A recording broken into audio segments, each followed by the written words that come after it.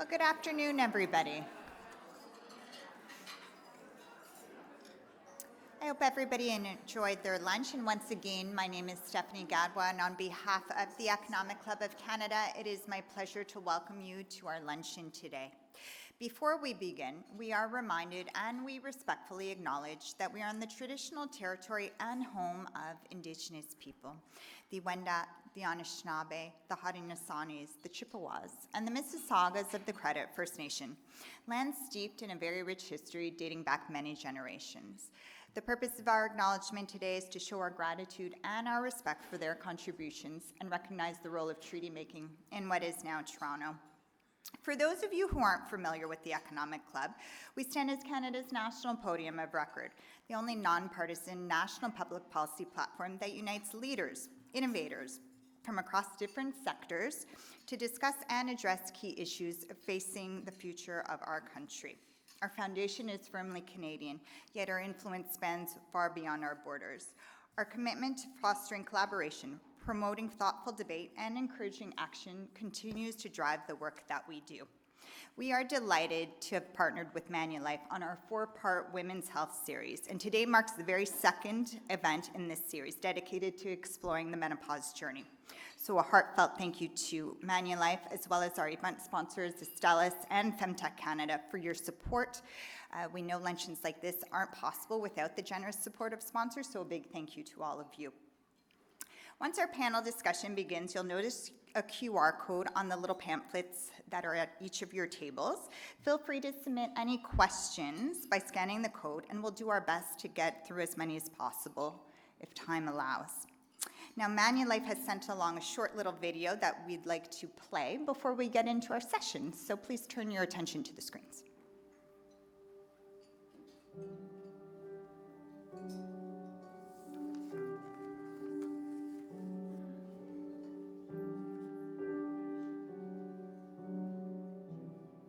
It's very overwhelming to figure out how to navigate this stuff. Maven really changed the way I see myself and the care that I deserve.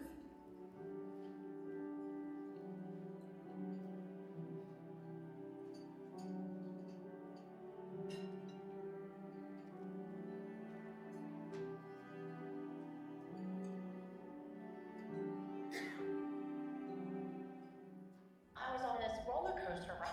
I felt like I couldn't get out of it. I talked to the mental health provider, and she made me look at things in a different perspective.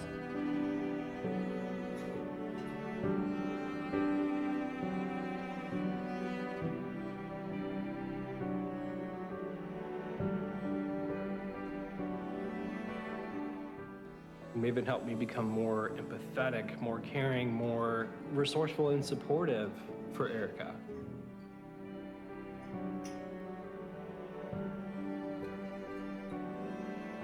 I turned to Maven because I needed help, and that was really, really helpful in my recovery, to just be able to talk to someone.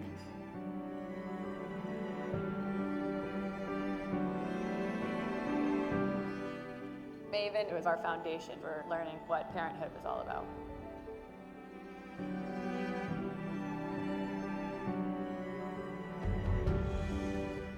Maven was a game changer for me.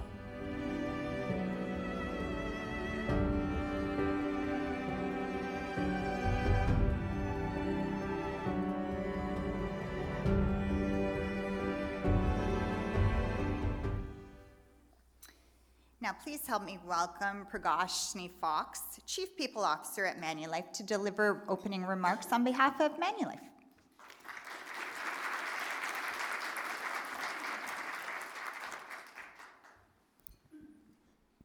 Thank you, Stephanie, and good afternoon, everyone.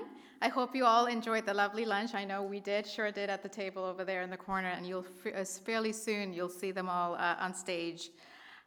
Thank you to also the organizers of today's event. As Stephanie said, this doesn't just come together, and lots of sponsors involved. I'm delighted to be here and deeply honored to open this important conversation today. As an advocate for women's health, equity in the workplace, I'm inspired to see so many women in this room and allies as well. Your presence actually signals that something powerful is happening, which is that we're ready to move beyond silence, stigma, and outdated norms, and towards a future where women's health is actually understood, supported, and respected at all stages. I believe we all have a role to play in helping improve access to care for women and other underserved groups and communities and individuals. In my role as Chief People Officer at Manulife, I understand the importance of what my team, our partners, many of whom are in the room here today, and I can do for our colleagues and our customers. We play a strategic role in shaping workplace culture, the workers' well-being, and also organizational development, all of which intersect meaningfully with women's health, especially in the context of workplace policies, our support systems that we have in place, and advocacy. Across Canada, too many women still face confusion, stigma, and a lack of reliable information about key health transitions. And while these issues are often viewed through medical lens, they're also workplace concerns, ones that affect women at important stages of their careers. That's why conversations like this one today we're having really does matter. And because when we recognize women's health as both a well-being and equity priority, we unlock the potential to strengthen talent pipelines, boost our organizational performance, and foster truly inclusive culture. We know that investing in women's health is not just the right thing to do. It's essential to building a healthier future. It can deepen colleagues' loyalty and also drive innovation. In fact, studies show that companies that with gender diverse leadership consistently outperform their competitors. And by retaining and supporting female talent, it still remains a challenge. And part of that challenge lies in how we address and too often overlook distinct health issues that impact women. And these conditions are not well understood by those who haven't experienced them firsthand, nor the severity of the symptoms as well. It's important that we spread and share information to listen to the lived experiences and elevate the expert voices. And many of you who are in this room, I'm sure you'll do that as you go back. And we cannot speak about physical health without also talking about mental health. Mental health is a critical part of this conversation. Women's health issues can really bring profound emotional and psychological changes. And we must recognize that mental well-being is inseparable from overall health. Supporting women through the journey means acknowledging the full acknowledgement, a spectrum of their needs, physical, emotional, and professional. And at Manulife, over 56% of our global workforce identify as women, and I'm really proud to say that we're continuing to step up for our colleagues. In January, as you just saw, they'll have access to our new Women's Family Health Program that's offered through Maven. It offers support through every stage of life, from fertility to pregnancy to postpartum, for parenting and midlife. And we're committed to creating a workplace where everyone feels seen, supported, and empowered. We cover 100% of mental health benefit as well to support our colleagues across Canada. That's about $12,000 per colleague that's fully paid for by Manulife to seek counsel and to care for not only for them, but as also well for their dependents. But this is not just about funding or even policy, right? It's about the culture that we create. It's about leadership. And it's about setting new standards for women in the workplace. And I'm proud to say that Manulife has been recognized for our efforts in this space. We were ranked 41 out of 400 major employers globally by Forbes as one of the world's top companies for women in 2025. So we're extremely proud to be the title sponsor of today's event, and where we're shifting the light on women's health and the conversation that we're going to soon have. I know it's not just, it takes a whole village. It's going to be a collaborative event towards solutioning and ensuring that more equitable and inclusive healthcare for all. So together, we can improve care, strengthen workplaces, and build a more supportive society. Thank you for making this today a priority for you. I know it was a long snow unexpected, and you're all here, and I promise that it's going to be an amazing conversation. It's going to be very special because I've had lunch with the ladies at the table, and it was already a very engaging conversation. So next, we'll hear from a panel of experts and advocates who are leading the way with support, solutions, and understanding of menopause. Their insights will help us better recognize the challenges women face and the opportunities we have to improve access, equity, and outcomes. So please join me in welcoming our panel moderator, Melissa Grello, and the speakers, Trish Barbado, Sandra Heller, Dr. Michelle Jacobson, and Dr. Ileana Lega. Please come forward. Thank you. Good morning. Good afternoon. Where are we? Good afternoon. I'm so excited to have this chat because I personally know and have worked with everybody here on this panel. Y'all are so lucky today. Each one of them could do a panel for an hour up here, and we could be here all day and still not have enough information. So why don't we this is our greatest hits, menopause greatest hits in 40 minutes, okay? Can we do it? I think we can. My name is Melissa Grello. I'm thrilled to be here as the moderator of this panel. And the goals of today's discussion, we'll lay them out for you so you understand where we're going. We'll be trying to understand menopause a little bit better. We'll be trying to understand how it can impact the workplace for both the employer and the employee. We're also discussing how and why organizations should support women going through this transition. And spoiler alert, because it can severely impact everyone's bottom line. Also, the barriers or challenges that organizations and employees can face through this time. And finally, what I think everybody wants to hear, best practices. What works in organizations that are doing this right? And what can we learn from those workplaces that we can implement in ours? A little quick note on language. When we'll be discussing menopause today, we are talking about an experience that impacts 100% of women across the globe. It is also important to recognize that menopause can affect anyone with ovaries, including trans men, non-binary, and gender non-conforming people. So let's get into this. Michelle, I'm going to actually start with you. Dr. Jacobson, pardon me. Dr. Jacobson, I like starting at the beginning, which is trying to understand the basic definitions and terms through this time. So what is menopause? What are the symptoms? What are the ages? And will we all experience it the same way? Thank you. Thank you for giving me something I know how to answer. I appreciate that. And thanks to the Economic Club for having us here today. I think everyone who is not living under a rock definitely knows a little bit about menopause because finally we are talking about menopause. So menopause is really a transition. It's not one day in your life where the symptom burden changes as your response to dropping hormones changes. So in the beginning, in perimenopause, when our ovaries have a little bit less egg quantity and quality left anymore, we get fluctuating, flickering hormones trying to push out eggs as quickly as possible in that effort to chase the old dream of regular ovulatory cycles. And what this leads to in perimenopause is constantly feeling like you're in PMS, because you are, and bleeding irregularly.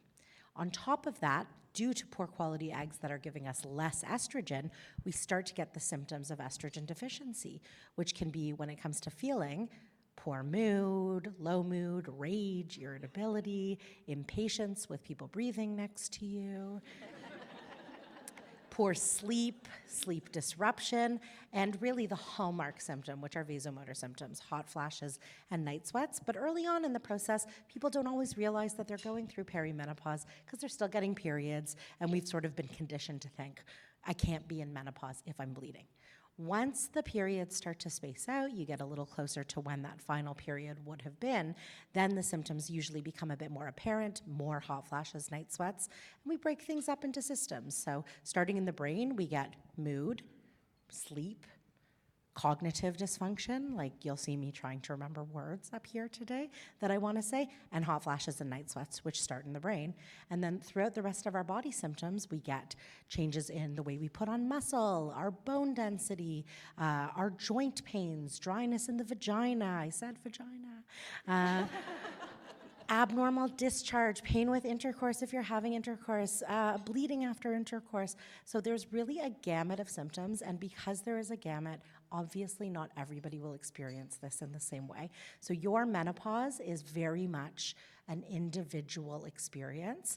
And one of the things that's really important to me and at my practice Coven is recognizing this very personal and individual experience and being able to attend to those individual symptoms. I know we could get into this, but we know that there are differences in ethnicity, for example, in what the severity of the symptoms are, when they begin, how long. Can you just do a very quick word on that, please? Yeah, so symptoms, again, are very individual, and your progress through menopause partially depends on how menopause happens to you. So if this is a natural and gradual discontinuation of hormone production from the ovary, usually the symptoms follow a slightly more predictable course where they start to get worse as you're losing ovarian function.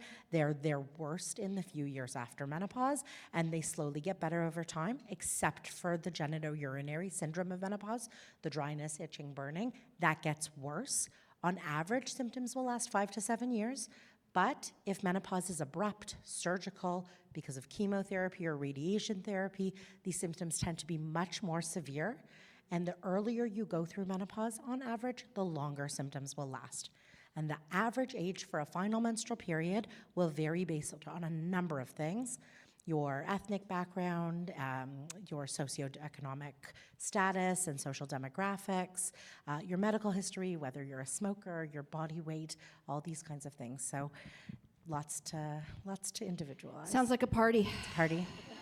It's a menopause party. It's a menopause party. Dr. Lega, how could symptoms impact a woman's day at home and at work? So my colleague and dear friend Michelle really very clearly illustrated there are many, many symptoms of menopause. There's up to 30, if not more. And so you can imagine it affects every aspect of your life. It affects your day-to-day with your relationships, your family, your friends, and certainly your work. What really needs to be highlighted, and Michelle alluded to this, is again, not everyone has the same menopause experience, but for about a quarter of women, they have very, very significant vasomotor symptoms, which are hot flashes and night sweats. So what that looks like, for example, and I've heard this in my practice many times, is I get 20 to 30 hot flashes a day. So that means at least 1 an hour, if not more, where suddenly you're overwhelmed with heat, you're red, you have to rip off your clothes, and you can imagine how difficult it is to experience that and then function and be all poised in a meeting or in a panel like this. Sleep, same thing can happen at night. Again, women have told me they get wake up 7 to 8 times a night feeling hot, ripping the blanket off. So the quality of sleep, the detriment to it, it really then impacts everything else in your life. The cognitive changes are increasingly something I'm hearing people complain about, and extremely significantly impacts work, where you just can't think the way you did before. You can't do the tasks you were doing before. You can't forget remembering names. Even executive function can suffer during this time. So I have had multiple patients come to me saying, I think I need to quit my job. Or some women who were going back to school later in life, I can't finish my PhD, I just can't do it. Or I can't afford it, but I need to go to part-time, all because of the symptoms of menopause. So, and these are the classic symptoms of menopause, the hot flashes and night sweats, which some women are very significant. But then there's the other piece too, the mood changes, the not being able to tolerate someone breathing. But really that mood, those mood changes, and there can be really serious anxiety and depression as well, which again impacts everything, your relations and how you work. And so it can be extremely, extremely challenging. Some women breeze through it, but some are really, really burdened with a lot of symptoms that affect every aspect of their life.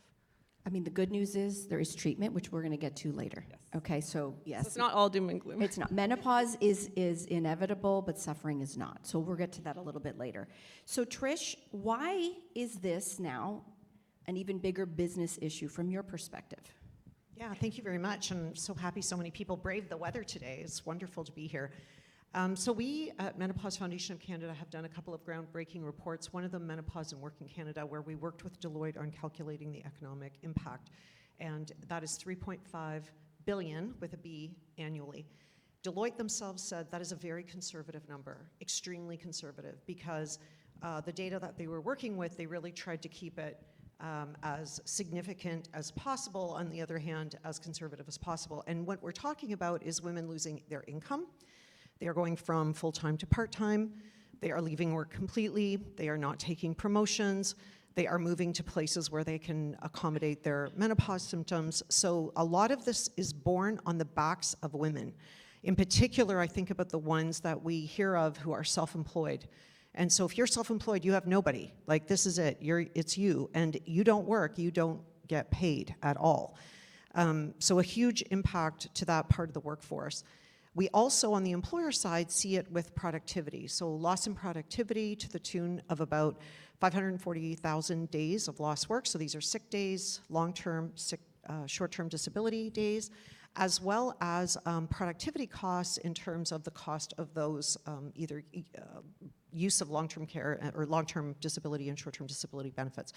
So overall, for the country, and you think about the magnitude of 10 million women being in this range, in this perimenopause to postmenopause range, we make up 25% of the workforce. So it's a huge, massive part of the economy, and we are not maximizing the potential of women at this stage of life. So what do businesses stand to gain or lose by supporting women through the menopause transition? Yeah, so we really see it as a huge opportunity. If you think about the idea of, hey, you could save all this money in lost productivity from this cohort by helping them and supporting them and talking about it at work. So it's cash. I'm an accountant, so I like money. So saving money is really good, and we can do that by supporting women in the workforce. And I think the other thing, and certainly something that impacted me personally, is having a goal of breaking the glass ceiling, and then when that opportunity arises, you can't do it because you're just completely debilitated. And so the idea of how do you take women who are in the prime of their careers, that sort of 40 to 50 age range, and ensure that they are part of your organization, ensure that they're breaking the glass ceiling, ensure that you have them in a C-suite, succession plan and that sort of thing. And I think there's many benefits, both qualitative and quantitative, for all employers to participate. It's an opportunity. So Sandra, let's talk a little bit about the how. Okay, so how can companies support women, and to what extent? And a few other questions I'll tack on. And does this require a heavy financial lift in terms of policy or practices overhauls? And also, who or what department would lead this? Great questions, and thanks for having me here as well. So maybe I'm going to start off by saying, actually, it's interesting because I am that demographic. I am the general manager of Stellis Canada, and I'm 51 years old. And I wouldn't have had the opportunity if it wasn't actually for some of the beginnings of conversations that we're having like we are here today. I think the most important thing that we need to be doing within the organizations is actually creating awareness and understanding of menopause and really making sure that we have supports and resources for women to be able to stay within the workforce. So your last question was, who should be the one leading this? To be honest with you, I believe that it behooves us all to be involved in it, but I think that it comes from senior management. And I think that it's really important that we end up creating environments and creating organizations where senior managers are modeling the appropriate behavior. Whether you are female or male, we need to be making sure that there's opportunities and resources for individuals to be able to support. And it's not just those who are going themselves through menopause, it's those that are actually just trying to support a colleague as well, because I think that's equally important. It does not need to be a big financial burden at all. We talked a little bit about making sure that you are ensuring that your employees are staying not only productive, but that they're able to perform at their utmost. It's also looking at opportunities to support means that you're going to have less money that you need to be spending on recruiting and on retaining, because you will have satisfied employees. You will have your employees that are continuing to do work there. And I agree as well, at the end of the day, the more that we are supporting women through this, the more that we are creating a diverse workplace. So we are having women that are coming into more senior manager roles, which I think is key, and it's very important that we end up continuing to have these dialogues. So I just want to be clear, and you're saying it, but I want to make sure that I'm not putting words in your mouth to say that, this, when we hear, menopause care, it's another thing on the list, In fact, we should be looking at it as quite the opposite, is the savings that we can experience if you support her. Absolutely. And I think that it's important to remember that it's not just about the finances today, right? It's about our longer term finances. It's about business success. It is about the cash as well. But at the end of the day, if we don't create an environment where we are ensuring that women who are in the prime of their career are staying in these roles, we're going to be losing. So organizations are going to be losing and generations are going to be losing. So we need to make sure that we are creating an environment where women are staying in the workforce, where women are helping to actually continue the dialogue around this and to make sure that there is a place for everyone moving forward. Michelle? Can I add to that? Like, listening to you speak and just thinking about this, it's like as though this was Cloudy with a Chance of Meatballs, and all of a sudden, you were told that every single senior executive on your team was going to break both of their legs at age 51 and no longer be able to join in the workforce. And you would say to yourself, well, that's terrible. I'd like to avoid that, right? This is as certain as that for all of the women in your workforce. And yet we treat it as this very esoteric, non-tangible idea like menopause, right? We don't want to offend people by talking about it, and aging. So it's about destigmatizing what aging means, framing it in a positive way, taking it as an opportunity, right? The Menopause Foundation of Canada has put all this work into teaching organizations how to become menopause-friendly workplaces without it costing very much. And this will lead to success at the organizational and the business level. I mean, when you simplify it, it's a no-brainer. So why aren't we just doing it? Hear, hear. Right? Hear, hear. You can clap for that, 100%. I'm going to use that. I'm going to borrow that. I'll credit Cloudy you. with a chance of Yeah, I'll credit you. I'll credit you. Okay, so Ileana, let's talk about this. I alluded to it earlier that we are now starting to understand a bit more about what are the symptoms, how they really do impact women in the workplace. Let's talk about treatments. I had said menopause is inevitable, but suffering isn't. What are the treatments available? How do we get through? So I'm glad that's a follow-up question to my initial doomy and gloomy description of how it can affect us. That is really the good news story. There are so many treatments that are available that can very, very effectively address many of these symptoms, including the sort of terrible ones I described. Broadly speaking, they are broken up into hormonal and non-hormonal. For a long time, we really just had hormonal treatments that were very effective, mostly for vasomotor symptoms, the hot flashes and night sweats. And more recently now, we have a new non-hormonal option too, which is available and very effective. And it's amazing and been a game changer for a lot of people who either couldn't or don't want to take a hormone treatment. So it's really a question of individualizing care, though. When we see patients in our clinic, we see what we need to know what the symptoms are, and it's really a symptom-driven treatment. You don't treat menopause because menopause happens. You don't need to treat menopause. It's not a medical condition. It's a physiologic condition. But it's symptoms of menopause we treat, especially the ones that are bothersome and really interfering with quality of life. And so it's really important at the clinical visit to really tease out what are the symptoms and what treatments do I have that are available that can address the symptom you have. Not the sort of one-size-fits-all. That is definitely not the good approach at all when it comes to menopause care. And very quickly, because there's been so much hype around hormone therapy, by and large, the majority of women are able to take it, and it is safe. Can you confirm this? So I love saying that anytime I speak. So for the vast majority of women, hormone therapy is an extremely safe and definitely effective treatment. There certainly are some women who have contraindications. So they have medical conditions that preclude them being on hormone therapy. These include things like a personal history of breast cancer, and even that is sort of a gray one now, and certain other medical conditions that are very, very rare actually in this age group. So that's why every single woman should go to see their provider, their healthcare provider, to discuss what their options are, because for most of them, hormone therapy will be safe and available treatment for them. I do want to throw in, though, notwithstanding that, our survey found that while most women feel their primary physician is the person that they want to have help them with their menopause journey, 76% of those felt that it was not helpful when they finally got to their primary physician.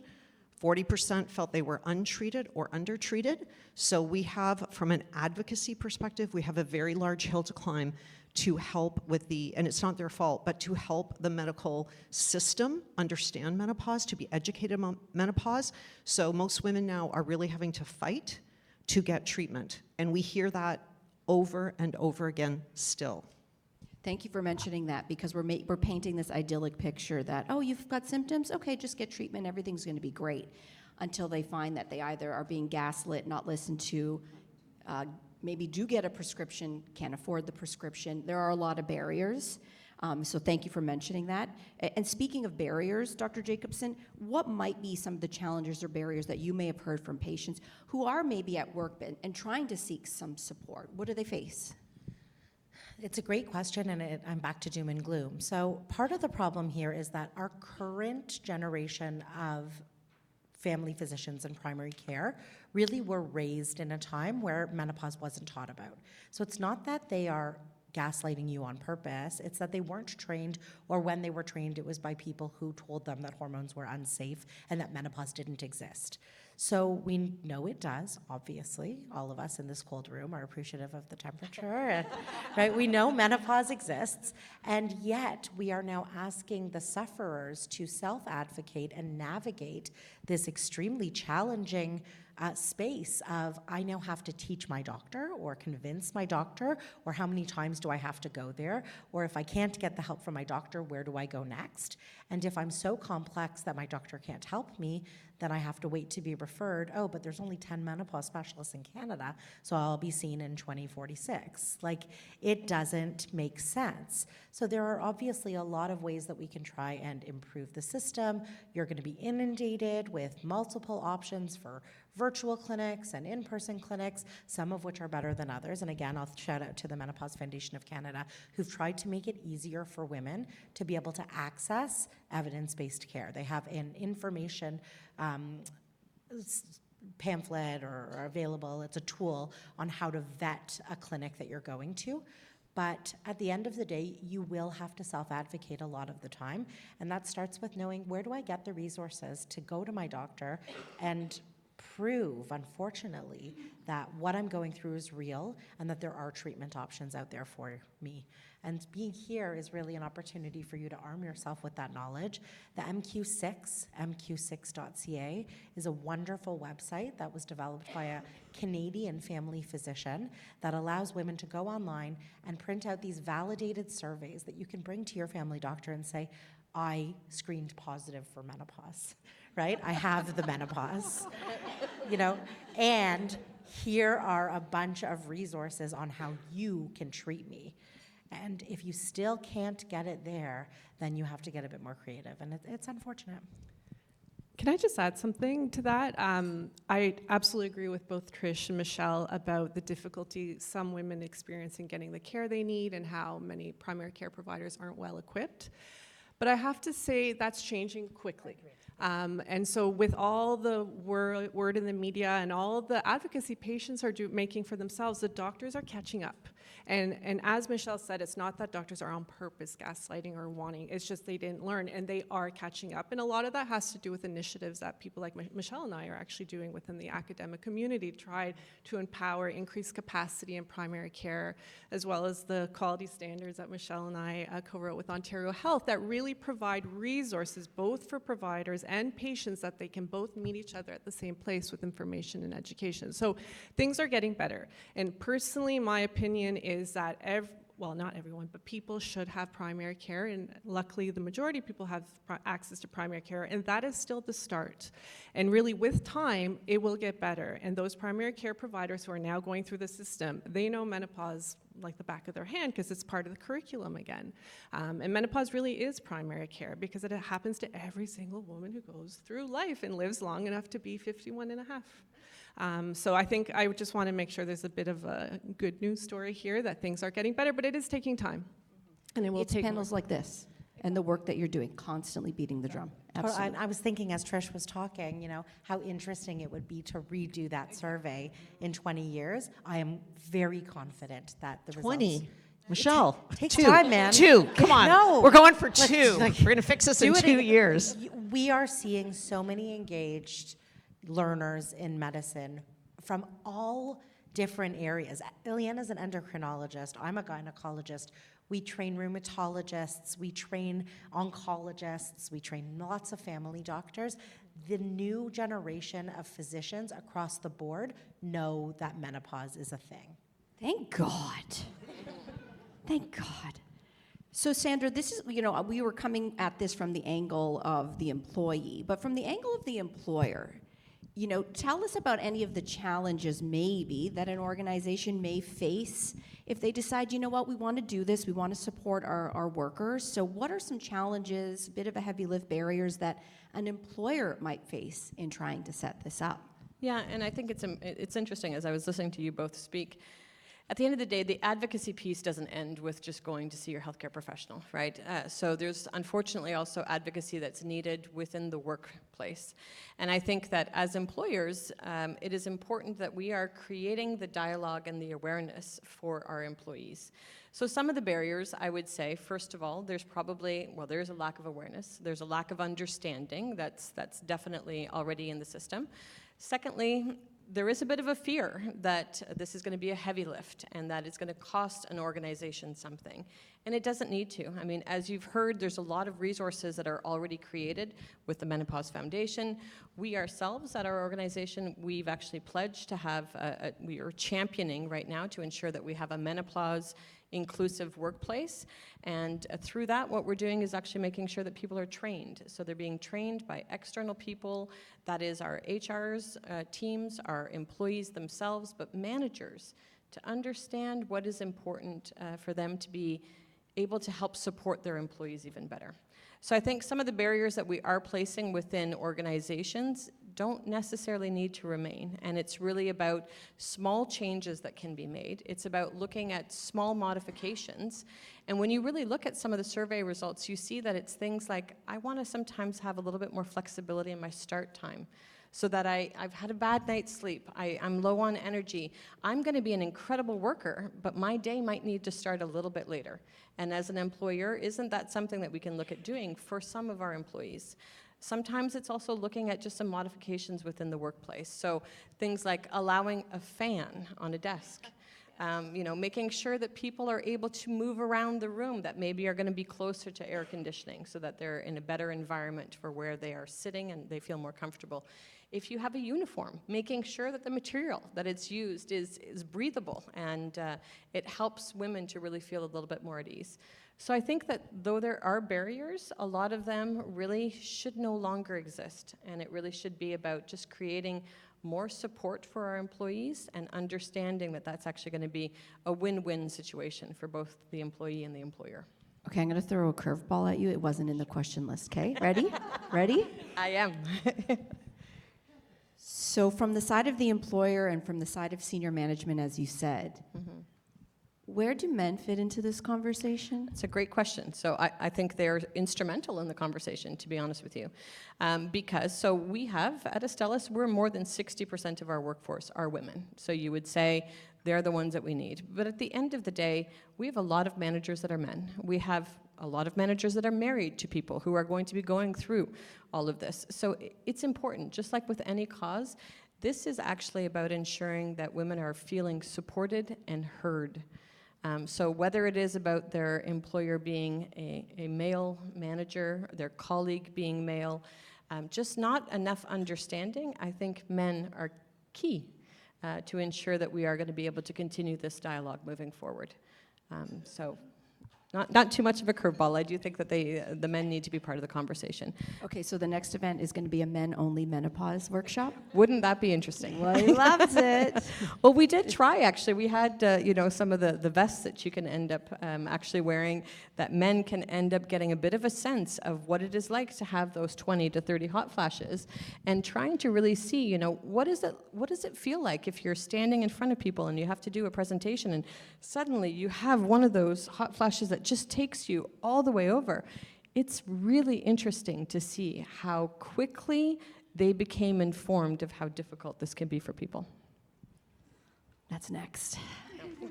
Okay, Trish, we keep talking about the amazing work that the Menopause Foundation of Canada has done and continues to do, and you've done a particularly amazing job through your Menopause Works Here resources and initiative. And you assist organizations who have decided, yes, we're going to do something to support women in our organization going through the menopause transition. So if you can help us with some of the key things that you can help them with. Yeah, absolutely, and I think Sandra covered quite a few. So anyone here who is in a company, you can join our Menopause Works Here campaign. It is very light. It is a commitment to help your organization become more menopause inclusive, and that really just means education and awareness. And one of the things that I want to say, and this is having done it personally in my organization, Arthritis Canada, it was probably one of the best attended, and we hear this over and over again, that these education sessions become one of the most well-attended education sessions that companies have ever had, where they have hundreds and hundreds of employees joining it, both men and women. So that's a really good insight, I think. The other thing is looking at your benefits and just ensuring that you have the most up-to-date hormone therapy, for example, other non-hormone therapies. Things are changing quickly, so making sure pelvic floor therapy, as an example, just making sure that your benefit plans are really as inclusive as possible for women. That is really important. And the accommodations piece, I think, is one that is really, really important. And some of these things you don't even think about. I remember a story of a woman who was in construction, and they had sort of one washroom for everybody.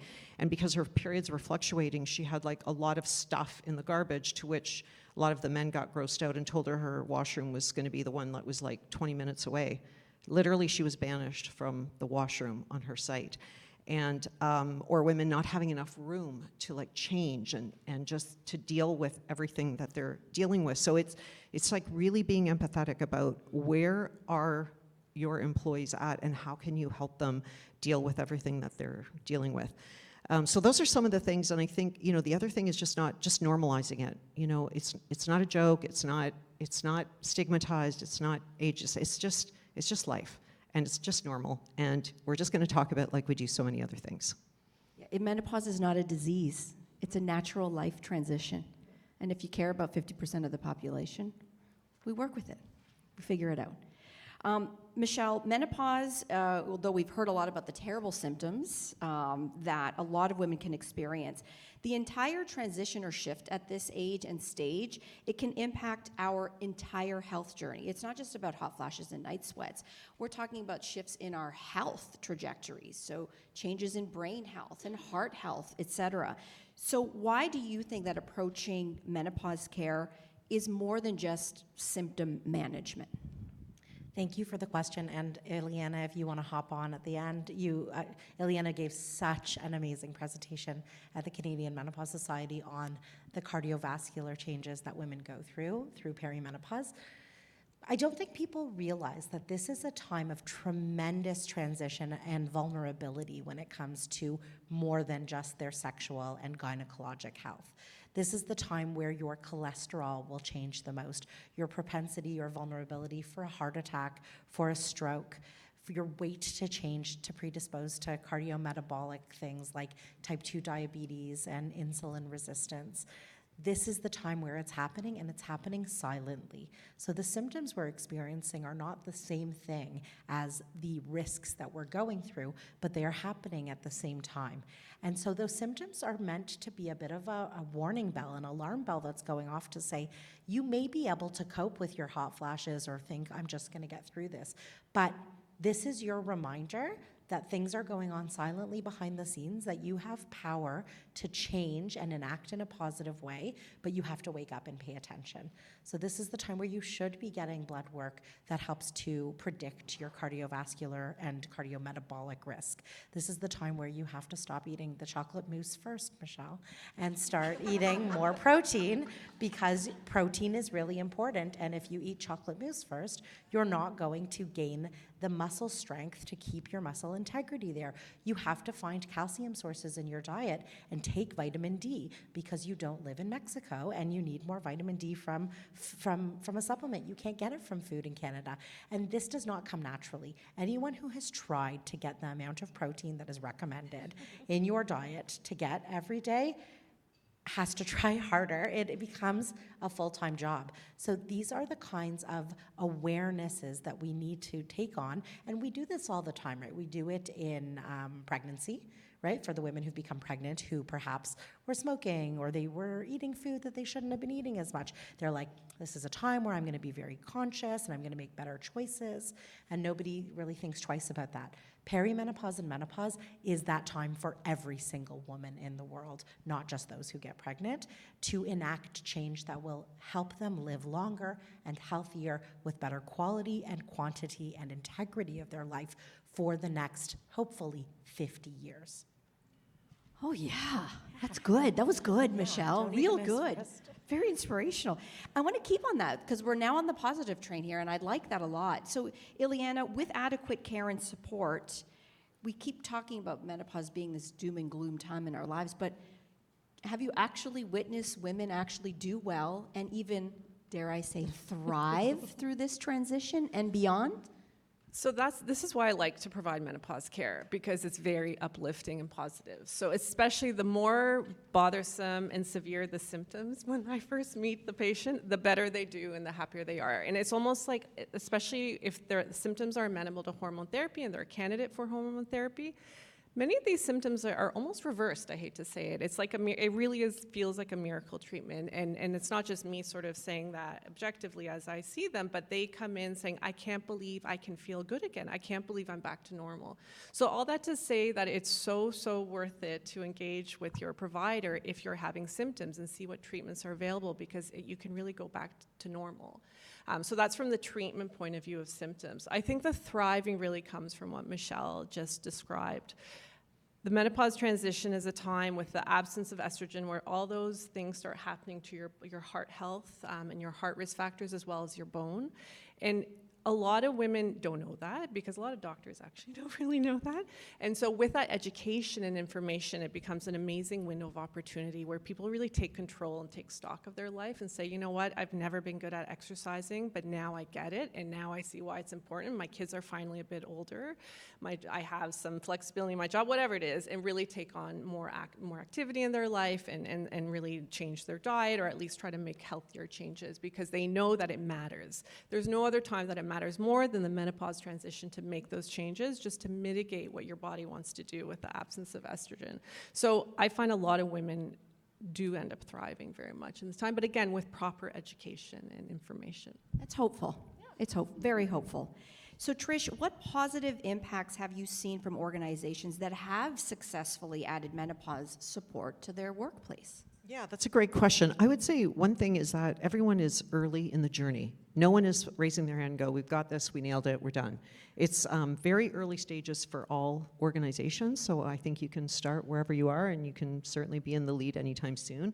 We've got some companies that have already have some great examples, like IKEA has done some how-to guides for their employees, employers, and management.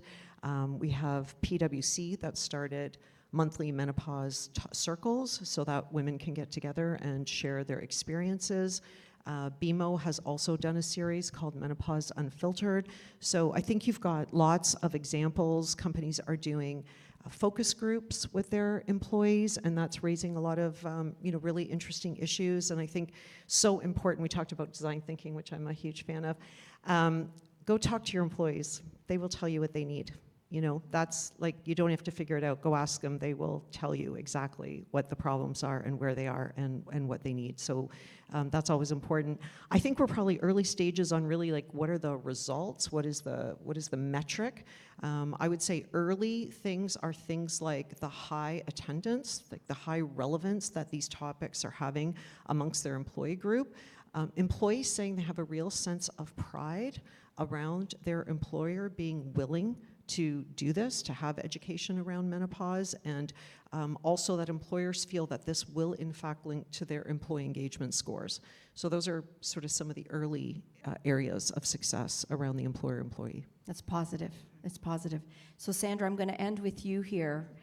What's working right now, but also where would you want to see menopause support in the workplace go? I mean, I think that it's true. We're just at the beginning, right? So we're at the beginning of starting to have, even ourselves in terms of our organization, starting to just take some steps. Where would I hope that we're going to go is that we're going to become just an inclusive workplace environment where there can be open dialogue when wanted, and there can be just resources that are available for support. And again, I don't think that it requires a lot of financial steps in order to do so. Small, little steps. This is an area where women have really been underserved for a number of years, and this is our time to really start to make sure that our voices are being heard, that our employers know that we really want some support here, and an opportunity for us to be able to really make a difference. At the end of the day, 50% of the population is going to go through this, as we say. So we really need to make sure that we are helping to create those environments that are going to be supportive and inclusive in the workplace, so that we continue to have women that are thriving through the rest of their career, and not actually taking a back step or actually stepping out of the workforce. So I have 3 daughters. I hope that in 20 years' time, this conversation isn't happening anymore, because it has become just commonplace that we've got all of the support that's there for employees. That's the goal. That's the goal. Dr. Michelle Jacobson, co-founder of Coven Women's Health, Sandra Heller, GM of Astellas Canada, Trish Barbato, co-founder of Menopause Foundation of Canada, and Dr. Ileana Lega of Women's College Hospital. This has been awesome. Thank you all so much. And Melissa Agrella. Thank you. Thank you.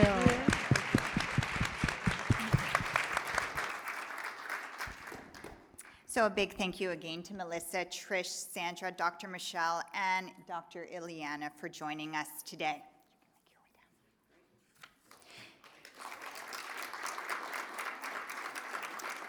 Now, please help me welcome Angela Johnson, CEO of Sano Living.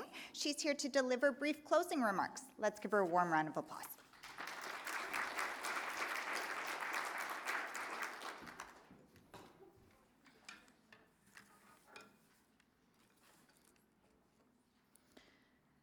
So the need for evolution is more than just awareness. And it starts with more engagement and ownership. And that means more CEOs, more CFOs, more operational leaders, and yes, more men at these tables.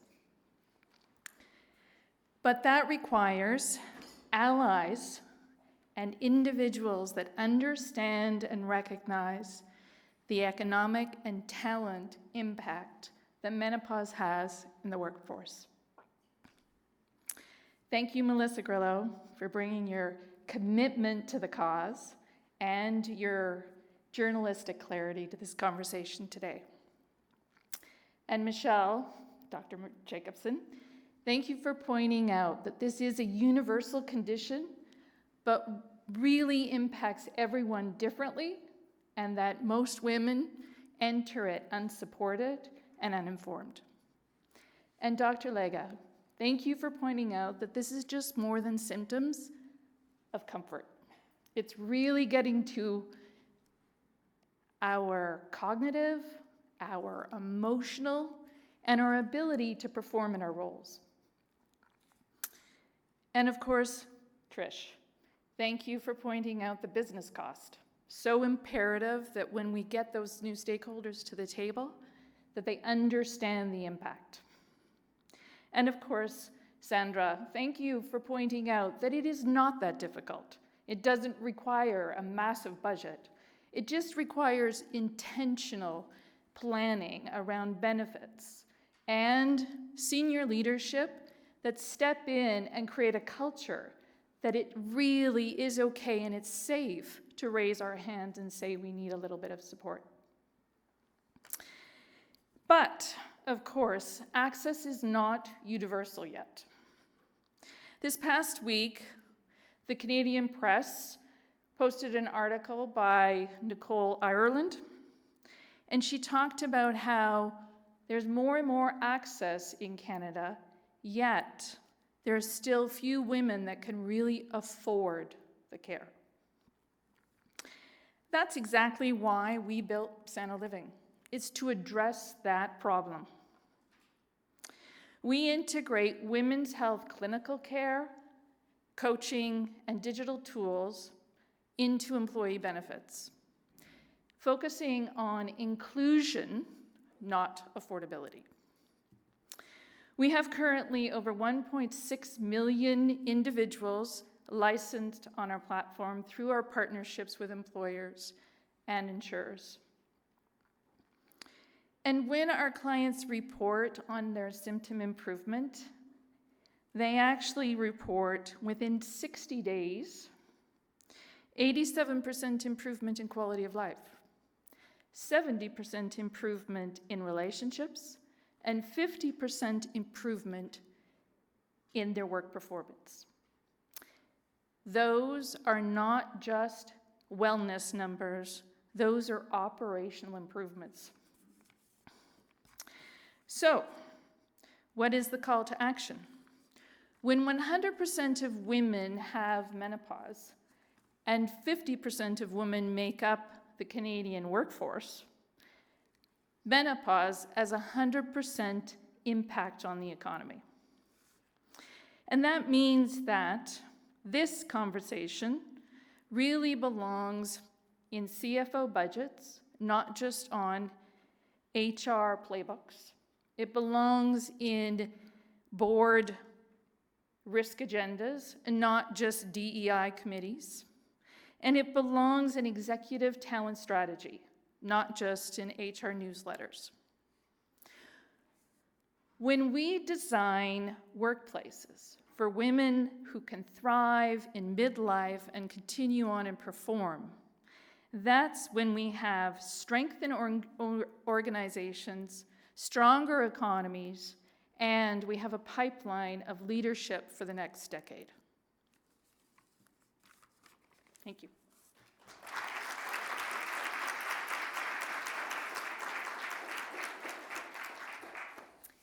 So on behalf of the Economic Club of Canada and our entire team, I would like to say one final thank you to all of our speakers, panelists, our moderator today. All of the time and effort that you spent in putting together today's content really honestly makes these events come to life and drives the work that we do. So a big thank you. Also a thank you to Manulife for continuing to partner with us in our Women's Health series.